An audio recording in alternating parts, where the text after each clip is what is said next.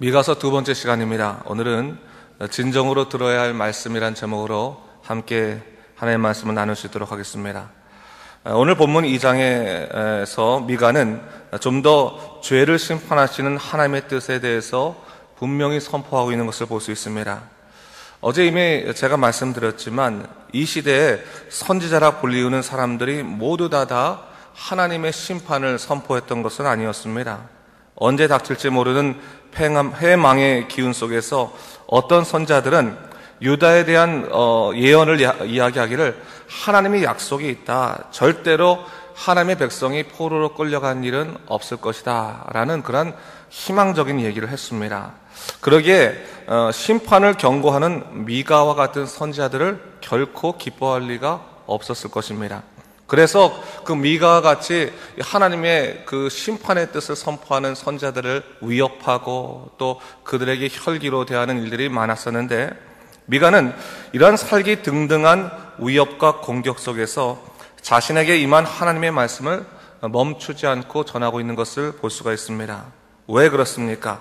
하나님이 영이 그로 하여금 담대하게 진리의 말씀을 전하게 했기 때문에 그렇습니다. 오늘날의 세계도 마찬가지입니다. 지금 이 세상에는 어떻게 보면 수많은 말씀들이 많이 있습니다. 디지털 문명으로 인해서 굳이 수고하지 않아도 안방에서 자기가 듣고 싶은 말씀을 얼마든지 들을 수 있는 편리한 세상이 됐고, 기독교 방송만 틀면 하루 종일 말씀이 흘러나옵니다. 어떻게 보면 말씀의 홍수의 시대 속에 살고 있다라고 볼 수 있는데, 그럼에도 불구하고 사람들은 지금을 교회의 위기라고 얘기하고 있고 말씀의 위기라고 얘기하고 있습니다. 과연 무슨 의미 때문에 이러한 얘기가 나오게 되는 것입니까? 이는 어떻게 보면 하나님의 말씀이 준엄하신 하나님의 음성임에도 불구하고 그 말씀이 제 기능을 하지 못하기 때문에 그렇지 않을까, 그런 생각을 해보게 됩니다. 히브리서 4장 12절 말씀에 하나님의 말씀은 살아있고 활력이 있어 좌우의 날선 어떤 검보다 예리하여 혼과 영과 및 관절과 골수를 찔러 쪼개기까지 하며 또 마음의 생각과 뜻을 판단하시나니 라고 말씀하셨습니다. 말씀은 어떠한 역할을 하는 것입니까? 그의 심령을 쪼개어 그 상태를 보게 하며 영적으로 썩어진 부분들을 드러내어 버리게 하는 마음의 감찰자의 역할을 하게 한다라고 이야기하고 있습니다. 여러분, 하나님의 말씀은 분명히 우리에게 용기를 주고 희망을 갖게 하고 기쁨을 주지만 즐거움만 주는 것이 말씀의 역할은 아닙니다. 때때로 말씀은 우리로 하여금 내가 누구인지, 또한 내가 어떻게 살아야 되는지를 정신 차리게 하며 또한 내가 어디로 가야 되는지를 알려주는 지표와 같은 역할을 한다는 것을 잊지 말아야 됩니다. 그래서 때때로 우리가 하나님의 능력을 생각지 못하고 절망에 빠져 주저앉아 있을 때 주님께서 말씀을 통해서 우리에게 힘과 용기도 주시지만, 반대로 주님의 눈을 생각지 못하고 세상에서 방자히 행할 때 말씀을 통해서 우리를 두렵게 하시고 회개케 하신다는 사실을 잊지 말아야 됩니다. 그래서 말씀은 하나님의 마음을 우리 마음에 전하는 다리와 같은 역할을 한다. 그러기에 말씀의 출발은 어디에서부터 시작되는 것입니까? 하나님 편에서부터 시작된다는 것을 언제나 잊지 말아야 됩니다. 그러나 오늘날 본문이요, 어떻게 보면 말씀에 대한 주도권이 이 하나님에게 있는 것이 아니라 사람 편에 있는 것처럼 보일 때가 많이 있습니다. 그래서 내가 반드시 들어야 할 말씀을 듣지 못하고 내가 듣고 싶은 말씀만 선택하여 듣는, 어떻게 보면 나의 마음에 따라 말씀을 취사 선택하는 시대 속에서 우리가 살아가고 있는 것입니다. 그러다 보면 여러분, 하나님께서 정작 우리에게 정말로 요구하시는 것을 우리가 부응하지 못할 때가 있어요. 여러분, 어저께도 제가 말씀드렸지만 하나님께서 우리를 회복시키실 때 반드시 우리에게 거쳐가게 하는 과정 중에 하나는 죄에 대해서 자복하게 하시고 회개하게 하시는 것입니다. 근데 그 회개라고 하는 것은 참으로 우리 마음을 답답하게 하고 곤란하게 하고 슬프게 하고 또 여러 가지로 혼란스럽게 하는 그러한 역할이 우리에게 있습니다. 그 때문에 그것을 피해가고 싶은 것이 다 인간의 마음 아니겠습니까? 하나님의 성령으로 말미암아 우리에게 말씀을 주실 때 우리 마음을 두들기시며 우리 마음을 치고 들어오실 때 우리가 너무나 가슴 아프고 힘들고 어려울 때, 그때 그럼에도 불구하고 그 성령의 들어오심에 우리가 응답하여 무릎 꿇고 기도한다면 우리에게 회복이 일어날 수 있습니다. 그러나 하나님께서 우리에게 말씀을 통해서 우리의 마음의 문을 치고 들어오실 때 우리가 부담스러워서 하나님 내가 도대체 듣지 못하겠습니다. 내가 원하는 말씀은 이러한 말씀이 아니었습니다. 내가 원하는 것은 항상 기쁨과 즐거움을 주고 오늘을 행복하게 하는 그것만이 내게 중요한 것입니다 라고 생각하고 하나님의 말씀에 귀를 닫고 내가 듣고 싶은 말씀을 듣고 내가 그것으로 만족하게 되었다면 어떻게 보면 그 말씀은 내게 약이 아니라 독이 될 수도 있다는 사실을 우리가 잊지 말아야 됩니다. 여러분, 이 말씀이라고 하는 것은 정말로 하나님께서 우리에게 주신 너무나 놀라우신 영적인 도구입니다.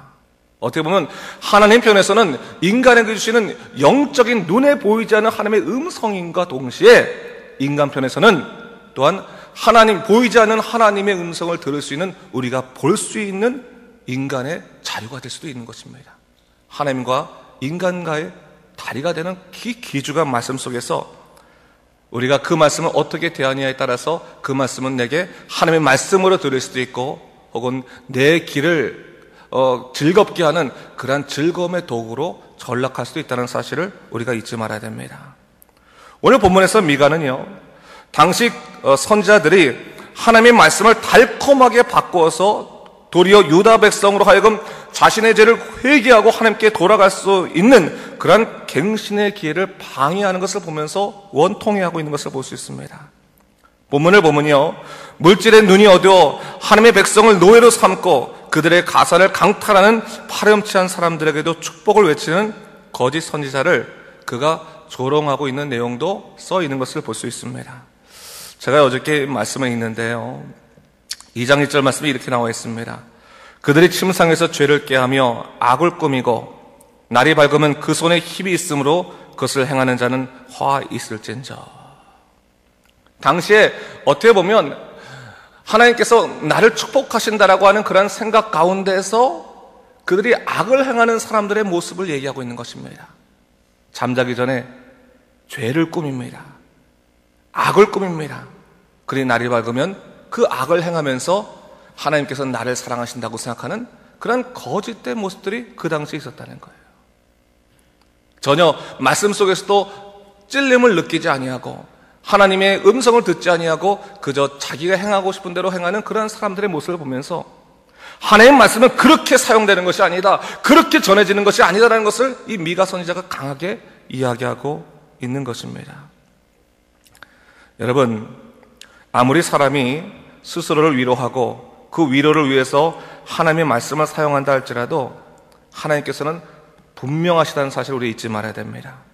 어떤 길을 통해서도 우리에게 말씀하심으로 우리로 하여금 변명하지 못하도록 만들어 주십니다.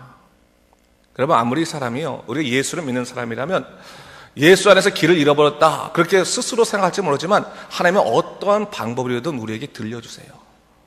어떠한 방법이라도 그의 말씀을 들려주심으로 해서 우리에게 회개의 길을 주십니다. 문제는 뭐예요? 간악한 우리의 심령이 하나님의 음성 쪽에서부터 우리의 모습에 등을 돌리게 하는 그러한 모습이 있다는 거예요. 어떻게 보면 하나님을 밀쳐내는 심령이 우리 안에 있어요. 하나님이 들어오실 때 하나님을 밀어내는 거예요.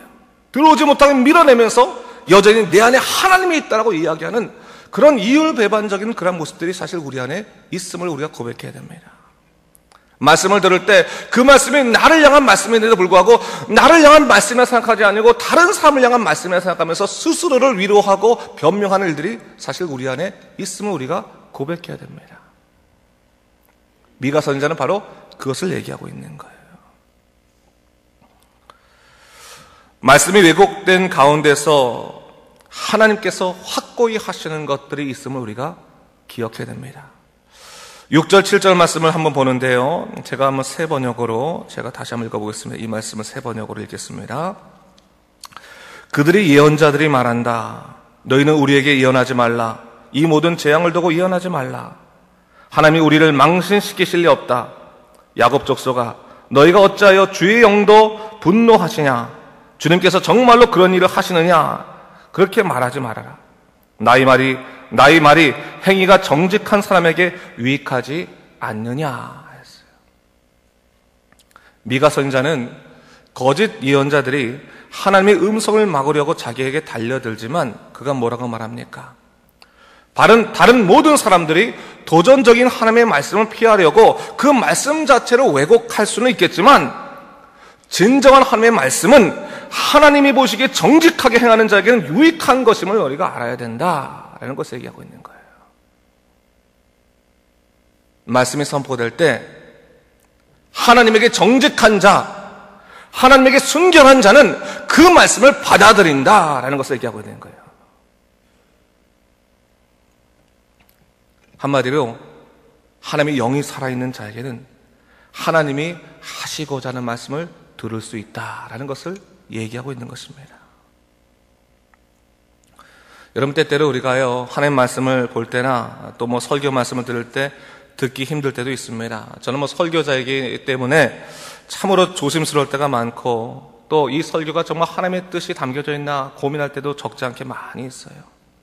물론 설교자에게 잘못이 있을 때는 또한 설교자가 책임져야 될 부분들도 많이 있습니다. 그러나 때때로 우리가 정말로 말씀에 반응하지 못하는 문제가 외부에 있는 것이 아니라 내 자신에게 있다면, 여러분, 우리가 성령에 의지하여 성령이여 우리로 하여금 말씀을 들을 수 있는 길을 주시옵소서, 말씀을 볼 수 있는 눈을 주시옵소서라고 말씀을 우리가 기도하면서 우리가 하나님의 뜻대로 듣기 위해서 우리 마음을 열어야 되는 것입니다. 때때로 나를 괴롭게 하시고 무릎 꿇어 회개케 하시는 그 말씀은 하나님께서 우리에게 주시는 영적인 선물임을 우리가 잊지 말아야 됩니다. 그리고 하나님 앞에서 정직한 사람들은 그에게 주시는 말씀이 아무리 쓰다 할지라도 그 말씀을 들음으로 주님께 유익한 삶을 살아가야 된다는 것을 잊지 말아야 됩니다. 여러분, 저는요, 하나님의 말씀은 궁극적으로 유익하다고 생각해요. 아무리 쓰고 아무리 힘들다 할지라도 하나님께서 우리를 고치시기 위해서 잠시 힘들게 하실 수 있다. 그 말씀 속에서 우리 자신을 돌아보게 하시고, 성령께서 우리가 예전에 생각지 못한 그런 작은 죄까지도 속속들이 찾아서 회개케 하심으로 말미암아 하나님 안에서 진정한 해방이 무엇인지를 우리에게 가르쳐 주시고 누리게 하신다는 사실을 여러분 믿으시 바랍니다. 우리 다 같이 한 본문 11절 말씀 한번 읽겠는데요. 11절 말씀 같이 한번 읽겠습니다. 11절 말씀 시작. 사람이 만일 허망하게 행하며 거짓말로 이르기를 내가 포도주와 독주에 대하여 내게 예언하리라 할 것 같으면 그 사람이 이 백성의 선지자가 되리로다 했어요. 어떻게 보면 당시 이스라엘 백성을 향해서 미가 선지자가 경고하고 있는 내용과도 같습니다. 포도주와 독주에 대해서 예언한다고 말하는 것은 사람이 형통한 삶을 살아가는, 즐거기야, 오늘 좋다라고 말하면서 포도주 먹고 술 먹고 하는 그런, 어떻게 보면 스스로가 태평한 그런 시대를 얘기하는 것입니다. 뭘 얘기하고 있습니까? 어떤 선지자가 만일 태평한 시대를 예언할 것 같으면 그 사람에게는 이 사람이 선지자가 될 것이다. 그것을 얘기하고 있는 거예요. 그 말이 뭡니까? 11절 앞에 허망하게 행하며 거짓말로 이르기를, 허망함과 거짓말에 이끌려가는 삶을 살아갈 수밖에 없음을 얘기하고 있는 것입니다. 여러분, 오늘날 우리가 예수 그리스도로 말미암아 살아간다는 것을 다시 한번 집중하길 바랍니다. 하나님의 말씀은 우리로 하여금 오직 예수, 그 말씀의 방향이 모두 다 오직 예수님께서 우리를 인도하시고 예수님께서 우리를 지키시며 예수님께서 우리의 삶을 책임져 주신다는 가장 기본적인 사실에 집중되고 있는 것을 볼 수 있습니다.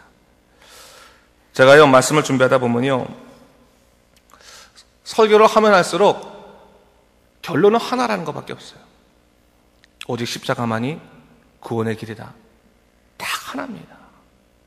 이 성경 전체에서 말하고자 하는 것은 딱 하나예요. 오늘도 이렇게 설교하기도 하고 저렇게 설교하기도 하고 다양한 방법으로 설교하긴 하지만, 또한 우리가 말씀을 들을 때 이렇게 묵상하기도 하고 저렇게 묵상하기도, 다양하게 묵상하기도 하지만 그 모든 말씀의 방향은 오직 하나, 예수 그리스도만이 우리의 인생의 길 되시고 구원자 되신다는 사실을 증거한다는 것을 잊지 말아야 되는 거예요. 근데 여러분, 우리는 이상하게도 예수의 십자가와 예수의 복음에 대해서 증거하면 지루하다고 얘기할 때가 적잖아요. 하나를 얘기하는 건데. 성령께서는 바로 그 하나를 우리에게 깨닫게 하기 위해서 오늘도 역사하시며 우리의 마음을 치시고 자복하게 하시고 회개케 하시고 하나님 나라를 사모하게 하시고 보게 하신다는 사실을 잊지 말아야 됩니다.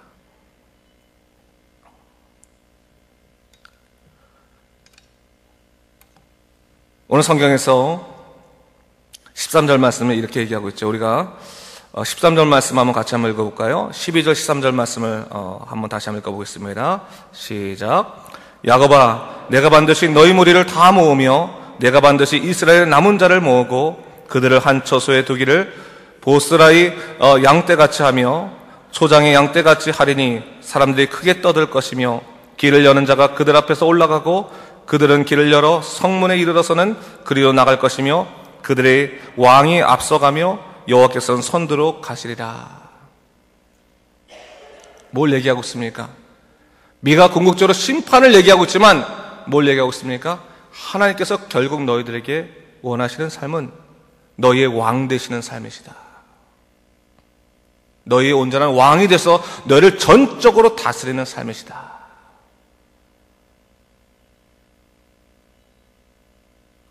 하나님의 심판의 말씀은 바로 너희 왕 되시는 것, 그것을 얘기하는 것이다. 그 과정에 뭐가 있겠습니까? 우리들에게는 사람의 심판이란 게 뭡니까? 인간은 선한 것이 하나도 없음을 고백하고 오직 십자가만이 우리의 구원의 길임을 고백하며 예수를 붙들고 예수님에 의지하고 살아갈 때 우리는 진정으로 하나님께서 우리의 왕 되심을 깨닫게 되는 놀라운 영적인 일들을 경험하게 된다는 사실을 성경은 우리에게 가르치고 있는 것입니다.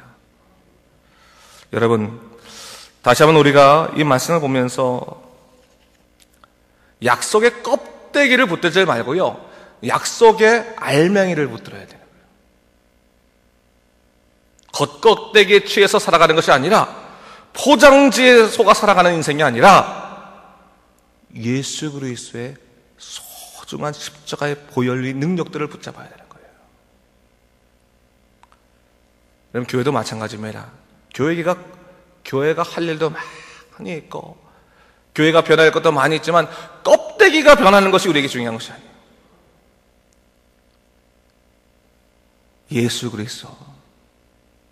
예수 그리스도의 주되심, 왕되심, 우리의 구원자 되신 예수 그리스도를 만나는 게 가장 소중한 것이라면,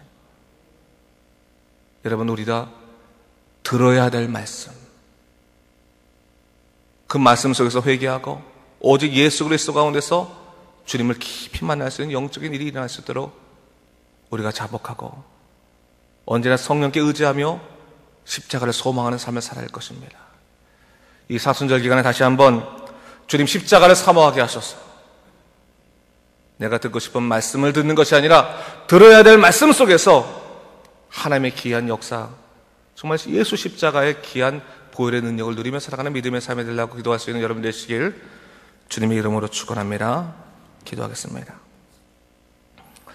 주 하나님 아버지, 감사합니다. 이 아침에 또 미가서를 공부하게 되면서 다시 한번 하나님의 준엄하신 음성을 우리가 정말로 듣고 있는가, 혹은 내가 듣고 싶은 것 때문에 그 하나님의 음성을 듣고 있지 못하지는 않는가 생각해 보게 됩니다. 주 하나님 아버지, 다시 한번 주의 십자가의 능력으로 우리를 구원하신 그 구원의 몫을 듣게 하여 주시고 오늘도 하나님을 바라보며 살아가는 믿음의 삶 될 수 있도록 인도하여 주시옵소서. 감사드리며 예수님 이름으로 기도드립니다. 아멘.